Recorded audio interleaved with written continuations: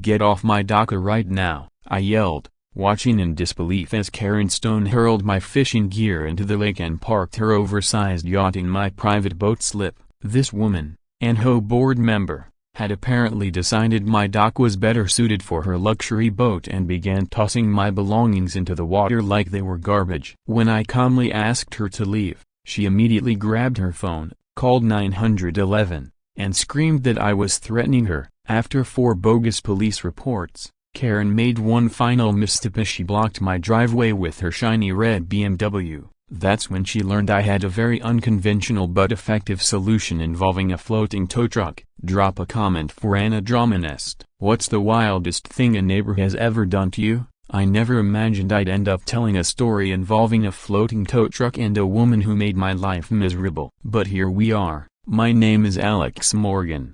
I'm 34, and I make a living repairing boats around Pine Lake, a quiet, mountain-framed community in Colorado with just 6 cabins, each with its own dock. That little stretch of wooden planks jutting out into the pristine lake had been my escape, my office, and my peace for the past 5 years. But everything changed last summer, and people are still reaching out after watching the video to explain how it all spiraled out of control. I need to take you back to where it began. It was a Tuesday afternoon in late June. I had just wrapped up an engine rebuild on a regular customer's outboard motor and pulled into my driveway, hands still covered in grease. That's when I saw Ida, a massive yacht called Queen's Pride, parked at my dock like it belonged there. This wasn't just any boat, it was a 40-foot luxury cruiser that likely cost more than most homes. Its white fiberglass hull gleamed in the sunlight, and the name Queen's Pride was scrawled across the back in elegant gold script. I sat in my truck for a moment, stunned. That dock wasn't just a place to tie off boats, it was my workspace, my refuge after long days. The spot where I'd sit with a cold beer and watch the mountains fade into shades of gold and violet as the sun dipped below the peaks. Dragging myself out of the truck, I heard splashing coming from the direction of my dock. I walked over and was stunned to see a woman in her 40s wearing a designer swimsuit that probably cost more than my rent, casually tossing my fishing gear into the lake. My tackle box had already sunk, and she was gripping one of my favorite rods like she was preparing for the javelin event. "Excuse me, what are you doing?" I asked, trying to stay calm despite the fury building in my gut. "That's my gear you're tossing." She turned to me with a smug smile that told me she enjoyed causing trouble. "Oh, so you're the one who's been leaving this junk on my dock," she said, still holding my rod. "I'm Karen Stone, a member of the HOA board. My yacht needs a bigger slip, so I'm upgrading to this one. These old things don't belong here anymore." Before I could stop her, she flung my $300 fishing rod into the water like it was worthless. That rod had been a birthday gift from my father when I turned 16. It wasn't just a tool, it was a piece of my past, tied to the values he instilled in me: respect for others, responsibility, and standing your ground without becoming cruel. Now it was sitting at the bottom of the lake because someone else never learned those lessons. "This is a private dock," I told her, pulling out my phone and starting to record. "I own this cabin, and the dock comes with it. You can't just take it over." Her fake smile turned sour when she saw my phone. "Are you recording me? How dare you?"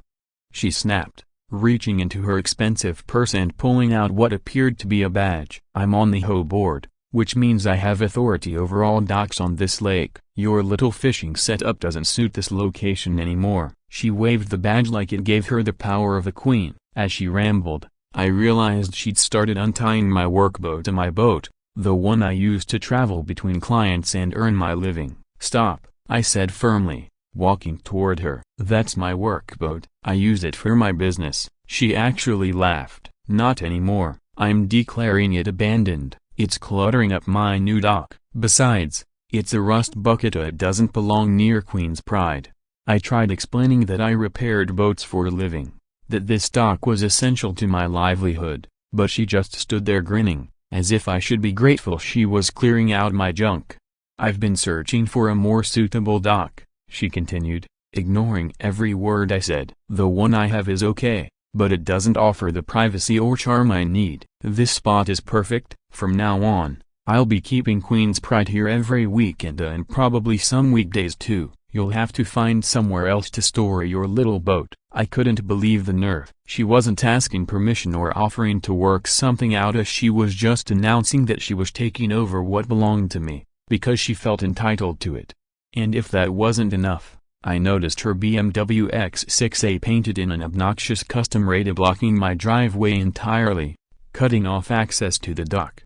The license plate on her flashy BMW read Queen 1, which pretty much told me everything I needed to know. This wasn't someone who was used to being told number. She radiated entitlement, the kind of person who believed rules were for everyone else. "Ma'am, I need you to move your yacht and your car," I said, doing my best to keep things civil. "This is private property, and you're trespassing." Karen didn't budge. She crossed her arms, dug in her heels, and gave me a look like she was ready to go to war. "I'm not going anywhere," she said coldly. "Cross me, and I'll make your life miserable. I have connections here you wouldn't believe. I know the people who matter, and I can make things very unpleasant for anyone who gets in my way." There was no mistaking the threat, and I could tell by the glint in her eye that she wasn't bluffing. But while she kept trending, I quietly pulled out my phone and started checking the online property and registration databases. Within minutes,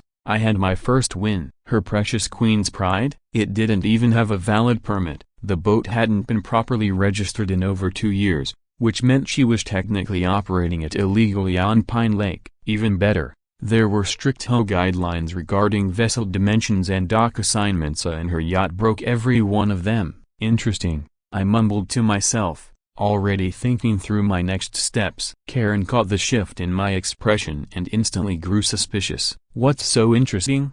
she asked, craning her neck to see my phone. "Are you looking up some loophole to try to get rid of me? Don't waste your time. I know the HOA rules backwards and forwards, and I have every right to be here." I just smiled and slid my phone back into my pocket. "We'll see about that, ma'am." I had no idea at the time just how far this situation would escalate or how incredibly satisfying the ending would be, but as I walked back toward my cabin, leaving Karen to pose triumphantly beside her illegally parked yacht, I was already planning my next move. I couldn't help but wonder what kind of person genuinely thought they could take whatever they wanted just because they wanted it. She had no idea the chain reaction she'd set off. That floating tow truck was still weeks away, but justice was already quietly making its way toward the dock. Will Karen really call 911 on me for standing on my own property? Type yes if you think she's about to make the dumbest mistake of her life. The very next morning, I woke to loud music and laughter echoing from the lakefront. I stepped outside with my coffee, and sure enough, HOA Karen had thrown a full-blown party. Right there, on my dock, there were at least 4 strangers sprawled out in my dock chairs, sipping champagne, blasting music, and using my electrical outlet to power their speakers. They acted like they owned the place. And in the middle of it all stood Karen, holding court like the self-appointed queen of Pine Lake, regaling her friends with how she'd upgraded to a better dock and gotten rid of the old owner's junk. As soon as she spotted me walking toward them, she went into full performance mode. With a dramatic gasp, she clutched her phone and dialed 911 as if she'd rehearsed it. "Help, there's a man threatening me at my boat," she cried, loud enough for her entire audience to hear. "He's trying to steal my yacht. I'm in danger." She mussed up her perfectly styled hair, put on a terrified expression, and looked ready to faint. If I hadn't just watched her direct the entire scene like a stage play, I might have thought it was real. Her friends had their phones out, filming everything like they were expecting some viral showdown. Karen kept up her act, staggering back like I had physically lunged at her even though I was still 20 feet away, calmly holding my coffee mug. She clutched her chest, breathing heavily, then whispered just loud enough for the emergency operator to hear. "I'm so scared. He looks angry and dangerous. I don't know what he's going to do." It was so exaggerated that even her friends started looking uneasy, but none of them stopped recording. The entire situation was so absurd, it would have been laughably if it wasn't happening to me. Here was a woman who had invaded my property, dumped my belongings in the lake, taken over my dock, and now she was calling the police on me just for walking over to check on what was mine. But Karen wasn't done with her little show. She stayed on the line with the 911 operator, continuing her dramatic tally, each sentence more exaggerated than the last. "He's been harassing me all morning," she said with a trembling voice. "He threatened me and my guests. I think he's dangerous." Meanwhile, I stood quietly about 20 feet away, coffee cup still in hand, watching the absurdity unfold. Roughly 15 minutes later, Officer Bobby Martinez pulled up. From the look on his face, I could tell this wasn't his first encounter with Karen Stone. He looked drained before he even stepped out of the patrol car, probably already anticipating the headache. He sat in the vehicle for a moment, likely checking records or jotting down notes, and I could see him shake his head with a sigh. When he finally climbed out, the first thing he muttered wasn't to me or Karen, but under his breath, "Here we go again." I would later learn that Karen had become infamous at the department for her constant calls, everything from suspicious joggers to aggressive birds. Apparently, the dispatchers had started a separate log just for her complaints. "Ma'am, this is your 5th call this month," Officer Martinez said with clear fatigue in his voice. "What seems to be the issue today?" That was all Karen needed to launch into full performance mode. Tears she must have summoned on command streamed down her cheeks as she gestured wildly. "Officer, this man is terrorizing me. He won't let me enjoy my boat. He keeps threatening me and trying to drive me away." She jabbed her finger toward me, and her friends all nodded dutifully in the background like some privileged yacht club chorus. But I had come prepared. I showed Officer Martinez the footage from my security cameras. The video clearly captured Karen tossing my fishing gear into the lake and untying my workboat. I also handed him the documents proving that the dock she was partying on was legally mine and unquestionably private property. Then I hit him with the real game changer. "Officer, her yacht's registration is out of date,"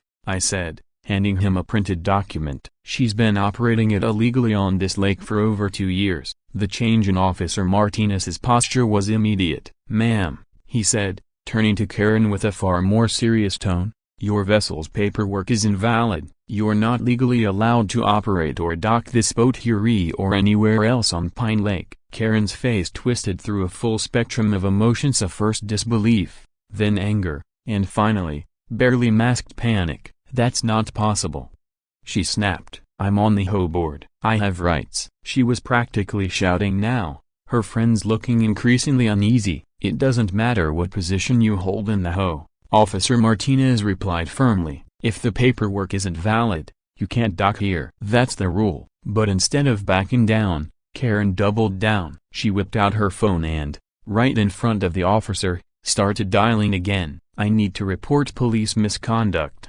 she yelled into the phone. "This officer is siding with a criminal. I need backup immediately." Officer Martinez didn't flinch. He stood patiently while she finished her call, then looked at her with the kind of calm resolve that only comes from years of dealing with people like her.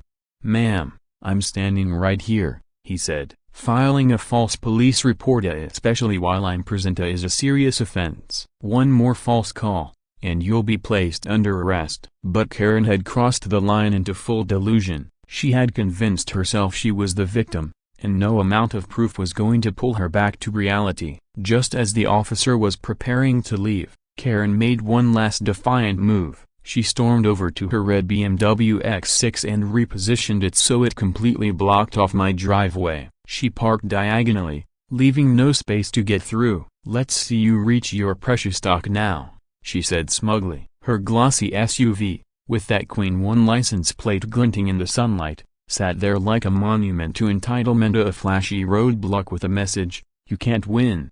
She had thought this through. She knew I needed access to that dock to keep my boat repair business running. And now, her car was her weapon of choice, cutting off my income at the source. Her friends laughed and snapped photos of the scene, probably already thinking up captions about how they put a local in his place. But what they didn't know was I'd been planning a few steps ahead. While Karen and her champagne-soaked posse toasted their petty victory, I quietly walked back to my cabin and made a phone call. "Yeah," I said in a low voice, keeping an eye on the dock from my window. "I've got a special job for you. Bit of an unusual one, but I think you are going to like Ida Broken Bar. You're going to like this one," I said into the phone. On the other end, my contact chuckled and asked what I had in mind. "Let's just say it involves a red BMW. a yacht owner who thinks she owns the lake, and a very public lesson in respecting private property. Can you be here tomorrow morning? The response I got was exactly what I was hoping for. Karen must have caught a few words of the conversation because she came storming toward me, red-faced and furious. "Are you calling someone about my car?" she snapped. "No one touches my BMW. That car is worth more than your whole cabin." I didn't even bother responding. I just kept talking on the phone, which only seemed to enrage her further. "I'm warning you," she hissed, stepping right up to me. "If anything happens to my vehicle, I'll sue you into the ground. I have lawyers who handle people like you." The irony of it all was almost comical. This was the same woman who had trashed my belongings, taken over my dock, and now blocked my driveway, threatening me with a lawsuit for property damage. But behind the bravado, I could see it, the flicker of fear in her eyes. She was starting to realize her usual intimidation tactics weren't going to work this time. "Ma'am, I would never lay a finger on your car," I replied calmly. That would be wrong. And it was true. I had no intention of damaging her precious BMW. My plan was far more clever and completely legal. The beauty of it was in how thoroughly it would bruise her ego without crossing any lines. Karen had spent years getting her way through threats and arrogance, but she'd never gone up against someone willing to stand their ground and play by the rules. She was about to learn the hard way that patience and creativity can be far more devastating than yelling and lawsuits. Sometimes, the best revenge is letting someone fall victim to their own actions. That evening, once the champagne buzz wore off and her party guests trickled away, I sat on my porch watching her massive yacht gently bob in the water still moored to my dock. She'd won this round, no doubt, but the game wasn't over. Tomorrow was going to be a very different day. Everything was in place, the pieces had been moving behind the scenes, and Karen Stone was about to learn that actions, especially reckless, arrogant ones, have consequences, and sometimes those consequences hit you from a direction you never saw coming. What happens when Karen discovers that I've been quietly setting her up for a takedown she never anticipated? Type karma if you're ready to see this queen get dethroned. The next morning, the chaos ramped up to a whole new level, one even I couldn't have predicted. Karen, it seemed, had decided that if calling 911 twice hadn't done the trick, maybe calling a dozen times would. It started at 7 a.m., just as I stepped outside with my coffee to check on my workboat, the same one she tried to declare abandoned. I wasn't even halfway to the dock when I heard her shrieking from her yacht, "He's taking pictures of my car, that's stalking." She screamed into her phone, clearly making sure I could hear her. "I need protection from this dangerous man." The wild part? I hadn't even touched my phone yet. I was just walking across my yard, but in Karen's upside-down world, merely existing near her apparently counted as criminal behavior. There she stood, draped in what looked like a designer tracksuit, clutching her phone like it was a weapon. Her expression was pure theater. About 20 minutes later, Officer Martinez arrived again and he looked done. "Ma'am," he said, barely hiding his irritation, "this is harassment of emergency services. You can't call 911 every time your neighbor walks outside." But Karen wasn't about to stop. She pointed at me like I was some wanted fugitive. "He's harassing me. He's standing on his dock staring at me. It's threatening." Apparently, standing on my own property now counted as intimidation. Officer Martinez looked at me, then back at her, then back at me again with an expression that screamed, "Why am I still doing this job?" "Ma'am," he said, deadpan, "he's literally on his own property. That is not a crime." But Karen wasn't hearing reason anymore. She'd gone completely off the rails. "Well, his property is threatening my mental health," she declared, as if my cabin and dock were emitting some kind of psychic distress signal. And that's when things really got interesting. Other neighbors, drawn by the shouting, began emerging from their cabins. Karen saw the gathering crowd and somehow took it as fuel for her performance, but she didn't realize she had just invited her own reputation to be put on trial. Mrs. Henderson from next door was the first to speak up. She told Officer Martinez about how Karen tried to fine her for having a blue welcome mat instead of beige. Mr. Thompson chimed in next, sharing how Karen once demanded he remove his bird feeder because it was damaging the neighborhood's aesthetics. And then, one after another, Stories started pouring out. People from every cabin began sharing their own Karen Stone horror stories, and a pattern of behavior emerged that couldn't be ignored. She tried to fine me $200 for parking my landscaping truck in my own driveway, said the guy from cabin 4. She claimed it was a commercial vehicle and violated the HOA rules, even though I serve half this community. A woman from cabin 2 added, Karen made me take down my American flag because she said it was too political. When I refused, she started taking daily photos of my house and reporting fake code violations to the county. Then, from the back of the group, an older man stepped forward, someone I hadn't even met yet. She fined me $50 just for having my grandkids' bikes visible in the driveway. An elderly man spoke up, said children's toys were an eyesore that devalued the neighborhood. I'm 73 years old and I've never encountered anyone so spiteful in my life. Another voice chimed in from the crowd. She sent me a certified letter insisting I get rid of my garden gnomes. Claimed they didn't match the aesthetic of the community, said a woman near the back. When I didn't respond, she started photographing my yard and threatening to take me to court. Then Mrs. Henderson stepped forward and pulled a thick folder from her oversized purse. I've been collecting evidence for 2 years, she said, handing me pages of printed emails, photos, and notice slips. 17 violation notices in 1 month. 17. One of them was because my porch light was on past 10 p.m. I didn't say anything because she warned me she'd sue me for defamation if I spoke up. That moment hit me hard, and not just because of the volume of complaints, but because of the relief on everyone's faces. These were decent people, good neighbors who had been living under the thumb of one toxic woman for far too long. They'd each been isolated, thinking they were the only one being targeted. But now, the spell was breaking. They weren't alone anymore, and with the truth finally out in the open, they were ready to stand up against the self-appointed tyrant of the lake. One after another, they offered to support me. Some volunteered witness statements. Mrs. Henderson mentioned her security cameras might have captured some of Karen's antics.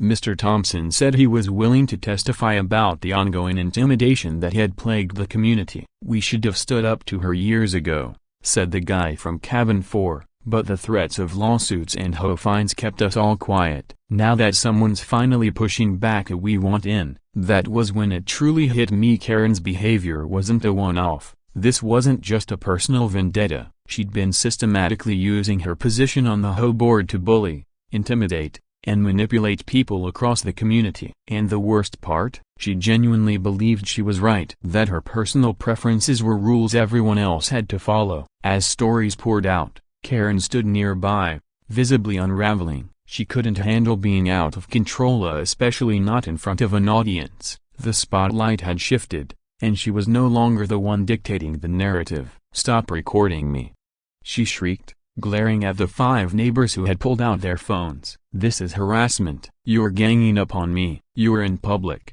Karen, Mrs. Henderson replied calmly. We're well within our rights to record. But Karen wasn't done dialing 911. Even with Officer Martinez still standing there, she pulled out her phone again and made another call. I need to report people recording me without consent, she shouted into the phone. They're conspiring against me. This is a hate crime. The dispatcher's voice came through so loudly we all heard it. Ma'am, you're in a public area. People are allowed to record. Karen, however, had completely detached from reality. In her mind, she was being persecuted, the victim of some grand conspiracy by the very people she'd spent years bullying. Officer Martinez had finally had enough. Ma'am, you're standing on someone else's property, demanding special treatment, and misusing emergency services, he said, his voice firm with the weight of long experience. If you make one more false call, you will be arrested for abusing 911. The warning was loud and clear. Even Karen seemed to register the seriousness for a split second. But instead of backing off, she escalated again. As Officer Martinez walked back toward his patrol car, Karen stomped over to her BMW and moved it to an even more obstructive position. This time, she parked in a way that didn't just block my driveway, but also the narrow lane used by emergency responders to access the dock. Fine, she yelled, arms crossed like a defiant teenager. I'll park here forever. Let's see you do something now. The red BMW was now a literal barricade, its custom Queen 1 license plate gleaming like a smug grin. What Karen failed to realize, or maybe just didn't care to consider, was that my dock wasn't just private property. It was also the official emergency access point for boat rescues on our side of the lake. By blocking it, Karen wasn't just being petty, she was putting lives at risk. If someone on this part of the lake had a medical emergency, the rescue boat wouldn't be able to reach them. And all because Karen was too deep in her own ego trip to think beyond herself. That night, as her yacht rocked quietly on the stolen dock and the sun dipped behind the mountains, I made one final phone call. This one was more serious than the last, and it was going to change everything. This conversation was different from the previous day. The person on the other end of the line was genuinely interested, especially when I mentioned the emergency access issue. "So she's blocking emergency vehicle access?" they asked. "That's a serious problem. We can definitely help with that." I smiled as I ended the call. Tomorrow was going to be interesting. Karen must have sensed my good mood, because she came storming over again, her face tight with rage. "What are you so happy about?" she snapped. "You think you've won something? I've got news for you. I know people in this community, important people. I can make your life miserable in ways you can't even imagine." I stayed calm. "Ma'am, I think you've already made your position very clear. We'll see what happens next." She stomped back onto her yacht, muttering threats under her breath, and I couldn't help but reflect on how all of this began with her throwing my fishing gear into the lake. Now she was about to learn that some people don't roll over when bullied. Some people fight back, and sometimes, they fight back with floating tow trucks. When Karen saw what was coming for her beloved BMW, maybe then she'd realize she picked the wrong person to mess with. The next morning started like any other. Karen's yacht still blocked my dock, and her red BMW was still parked across my driveway like a four-wheeled middle finger. But she didn't know I'd been up since 5 a.m. making the final arrangements for what would become one of the most satisfying moments of my life. I sat on my porch with a cup of coffee, waiting. Right at 8 o'clock, the rumble of diesel engines echoed across the lake. My reinforcements had arrived. At the end of our private road appeared a massive tow truck, and unlike anything you'd expect, it looked like it had been dreamed up by a mad scientist with a love for chaos. Bright yellow, with Mountain Rescue Towing in bold black letters along the side, it was outfitted with a gigantic crane arm, and it could drive into shallow water. Karen came out of her yacht just in time to see the truck reversing down the boat ramp. Her expression, absolutely priceless. "What the hell is that thing?"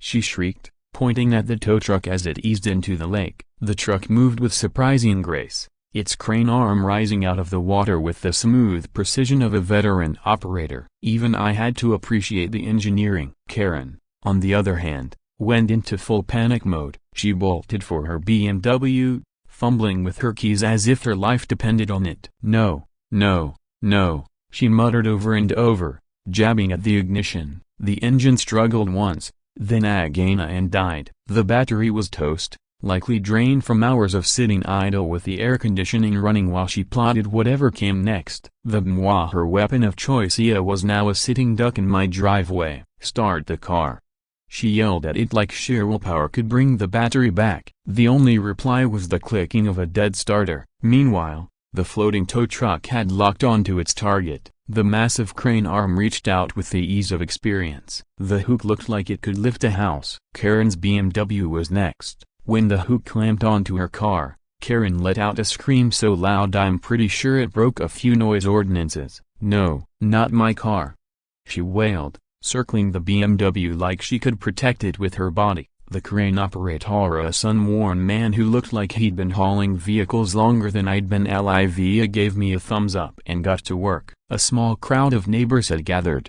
"About time someone dealt with her," Mrs. Henderson called out. "I've waited 5 years for this," Mr. Thompson shouted. The woman from cabin 2 was actually applauding, and even the usually quiet retired couple from cabin 6 had pulled out lawn chairs. "Better than cable," chuckled the elderly man who'd once told me his stolen bicycle story. Clearly, this wasn't his first Karen rodeo either. As the BMW rose off the ground, Karen's panic reached a fever pitch. "I'll pay you," she cried to the crane operator. "Name your price. I'll give you anything." He didn't say a word, just kept lifting. The car dangled 3 feet in the air, swaying slightly in the morning breeze. Karen followed it like it was part of a funeral procession. "Please, I'm still making payments. It's worth $75,000.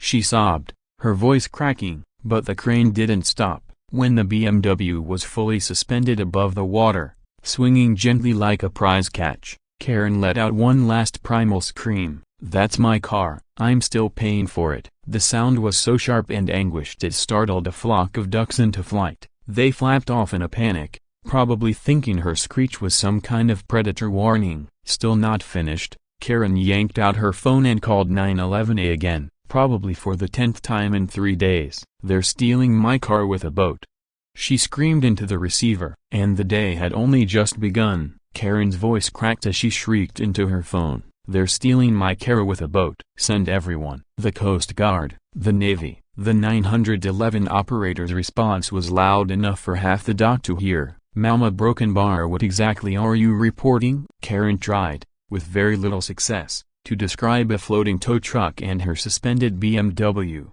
but her explanation devolved into incoherent rambling. Just then, Officer Martinez pulled up, looking like he hadn't had coffee, sleep, or peace in 3 days. "Ma'am," he said flatly, already pulling out his handcuffs, "you're under arrest for abuse of emergency services." Karen whirled on me like I just set her car on fire myself. "He's the criminal," she screamed, pointing at me. "He's stealing my car. Arrest him." The crane operator, still waist-deep in water and completely unfazed, called out, "Ma'am, your vehicle was blocking emergency access. We've got full legal authority to remove it." He held up an official-looking permit, laminated and ready, just in case someone like Karen needed convincing. I walked up slowly, trying not to grin too wide, and said the line I'd been waiting to use for days. "Ma'am, your BMW was blocking my driveway." "The tow is perfectly legal," Karen responded with a fresh round of thrashing,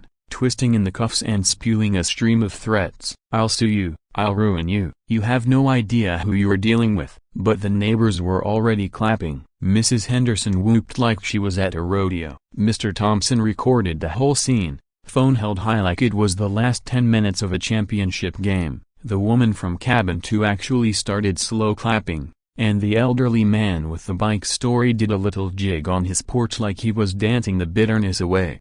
Even the quiet couple from cabin 3 high-fived like they'd just been handed a check for emotional damages. This wasn't just Karen being arrested, it was a collective exhale, a neighborhood rising up from under years of petty tyranny. People who'd been living in fear behind closed curtains were now standing out in the open, laughing, recording, and cheering. As Officer Martinez gently loaded her into the back of the cruiser, Karen made one last desperate attempt to rewrite the narrative. "I'm being persecuted," she wailed from the back seat. "This is because I'm a strong woman who speaks her mind. You people can't handle a woman with power." But no one was buying it anymore, not after what they'd seen. The truth had finally broken through, and Karen's time on top was over. Meanwhile, the floating tow truck rolled gently back across the lake, her bright red BMW swinging like a ridiculous war trophy from the crane arm. The scene was so comically satisfying, so absurd and perfect, I almost felt a twinge of pity. Almost. Then I remembered my fishing gear.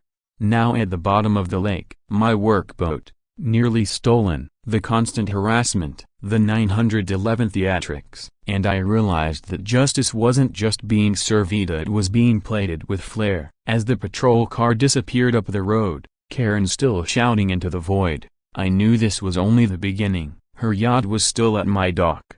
Her legal troubles were just getting started. And the videos from today's spectacle, already making the rounds. Karen Stone, self-declared queen of the HOA, had finally discovered a truth she'd long ignored. Actions have consequences. And sometimes, those consequences are more poetic than anyone could dream. But just wait. One final twist is still coming, and it'll hit her harder than the floating tow truck ever could. Think Alex planned this whole thing from the start? Type gotcha, because what happened next felt like the final act of a perfectly orchestrated takedown. Karen's arrest set off a chain reaction that unfolded like a row of dominoes, each consequence hitting harder than the last. Within hours, Footage of her meltdown had spread through the community like wildfire. The standout clip, Mrs. Henderson's recording of Karen screaming, "That's my car, I'm still paying for it." It became an instant classic. Soon, neighbors I'd never even met were reaching out with their own Karen horror stories. The dam had broken. The legal fallout was swift and brutal. Karen was slapped with a $5,000 fine for filing false police reports, and every day her BMW sat in impound added $500 in storage fees. But the real gut punch came during an emergency HOA board meeting. Unanimously and without hesitation they voted to remove her from her position. Turns out, they'd been waiting for the perfect excuse. And they weren't the only ones cleaning house. Her precious yacht, towed away the next day. Lake Patrol wasted no time once they confirmed her registration was invalid. Watching it vanish from my dock was almost as sweet as seeing her BMW hoisted by the floating tow truck. Within 3 days, Karen had lost her car, her boat, her title, and her reputation. But the best part wasn't what she lost, it was what the neighborhood gained. For the first time in years, people felt free. The woman with the garden gnomes added 3 more, one of which was mooning Karen's now empty house. The landscaper with the offensive truck, he started parking it front and center. Flags flew, porch lights stayed on past 10 p.m., and neighbors began reclaiming their homes from the fear they'd lived under. Even my business felt the ripple effect. The viral video brought more exposure than any marketing I could have dreamed of. Boat owners from around the lake started calling in not just to get repairs, but to support the guy who stood up to Karen Stone. What none of them knew until now was the final twist. That floating tow truck, it wasn't some outside contractor I called in last minute. It was mine. You see, Karen had tried to declare my workboat abandoned property. What she didn't realize was that my boat was a dual-purpose rig I'd designed myself. A floating tow truck for vehicles stuck near the shoreline. I'd built it years ago for odd jobs. I just never imagined I'd use it to remove a BMW from my own driveway. As the crowd of neighbors gathered at my dock for an impromptu celebration, I finally shared the truth. 20 years of fixing boats taught me to expect the unexpected. I told them, I never thought I'd use the floating crane to tow a BMW, but here we are. The moment made Karen's downfall feel even more poetic. She'd tried to weaponize my own tools against me, and in the end, those same tools had taken her down. Her house went up for sale a few weeks later, with legal bills, impound fees, and zero support from the HOA she once ruled. She simply couldn't afford to stay. The for sale sign on her front lawn became a badge of victory for everyone she'd wronged. Justice hadn't just been served, it had been gift-wrapped. That evening, I sat on my dock as the sun dipped low over Pine Lake, casting gold across the water. Just weeks earlier, I was a quiet guy fixing boats and minding my business. Now, my dock had become the unofficial heart of the neighborhood. Neighbors stopped by daily not just for repairs, but to chat, to breathe, to enjoy the peace they'd once been too afraid to claim. I put up a new sign at the edge of the dock. It read, "Private property. Trespassers will be towed by boat." A cheeky reminder of what had happened, and a quiet promise, no more intimidation, not here. The floating tow truck rested in my boathouse, hopefully retired from drama, ready to return to helping stranded boaters. But if another Karen never showed up, well, a broken bar. Let's just say I was ready. If this whole mess taught me anything, it's that bullies thrive when no one pushes back. Karen mistook our kindness for weakness. She thought her title gave her absolute power. What she didn't count on was someone fighting back with patience, with planning, and with just enough creativity to tip the scales. The community learned that too. They saw that by standing together, they could reclaim their peace from someone who'd hijacked it for years. And best of all, the final twist still had them talking, because every time someone asked how I pulled it off, I just smiled and pointed at the boathouse. Never underestimate a guy with tools, I'd say, especially the kind that float. Karen's breakdown didn't just mark the end of her reign, it marked the beginning of something better. Her downfall had been caught on camera, sure, but more importantly, it captured the rebirth of a stronger, united Pine Lake. Sometimes, the best defense is a creative offense. And sometimes, justice doesn't wear a robe, it drives a floating tow truck. Karen Stone thought she could take whatever she wanted, intimidate whoever she pleased, and walk away without consequence. But she learned the hard way, Every action has a reaction. Her yacht, gone. Her car, impounded. Her title, revoked. Her reputation, reduced to a cautionary tale. Meanwhile, Pine Lake had never been more peaceful. For the first time in years, the air felt lighter. Neighbors who once kept their heads down were now laughing freely, decorating proudly, and helping each other rebuild the community Karen had tried to control. And right at the center of it all stood my dock, no longer a battleground, but a gathering place. Sure, the floating tow truck did its job, but it was more than a machinea. It was a symbol, a reminder that creativity, courage, and a little grit can bring down even the loudest bully. Karen's screams that once echoed across the lake had been replaced by the sound of connection of porch-side conversations, clinking coffee mugs, and spontaneous bursts of laughter. That was the real win, one that would echo long after Karen Stone faded into memory. Justice doesn't always come in a courtroom. Sometimes, it arrives in the form of a fed-up community, banding together, tired of fear, and ready to reclaim what's theirs. Fear only works when people feel alone, but the second they realize they're not, tyrants lose their grip. Her power evaporated like the morning mist she once thought she owned. The floating tow truck may have been the spark, but the real change, that came from people finally standing up and saying, enough. Thanks for watching Anadrama Nesta, where common sense takes a back seat, and karma finally gets to drive. Like, comment, and subscribe for your weekly dose of poetic justice and petty perfection.